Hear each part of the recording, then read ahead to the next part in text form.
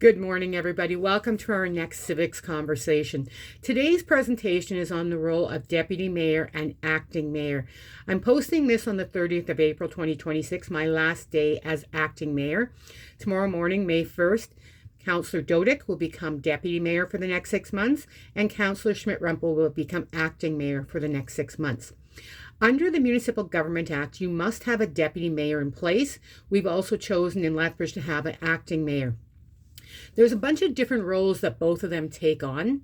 Of course, the mayor will sometimes be busy or on vacation, and then in that case, the deputy mayor, and if the deputy mayor isn't available, the acting mayor will step in, has signing authority to sign anything that has to be signed, will sit in and chair meetings, will be there for events if the mayor is busy.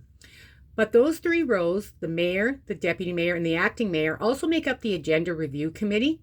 So whenever we are setting an agenda for a meeting, those three get together. They get together every 2 weeks, and they will actually set the agenda. It is also responsibility of those three. If we get requests for letters of support, those three will say yay or nay to those letters, and the majority, of course, will say that. And those three also have a role every October when we get the appointments for where council will be on different committees, boards, commissions, and committees. They're the ones that sort of put it together, and then, of course, the final decision is made from all of council.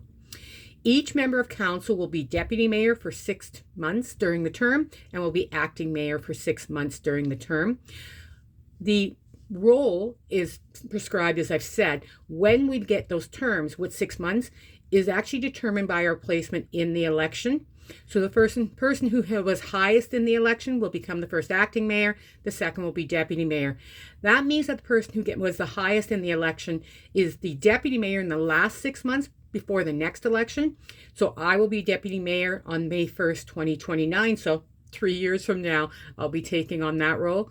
I know that seems a long time, but as we all know, 3 years will pass very quickly.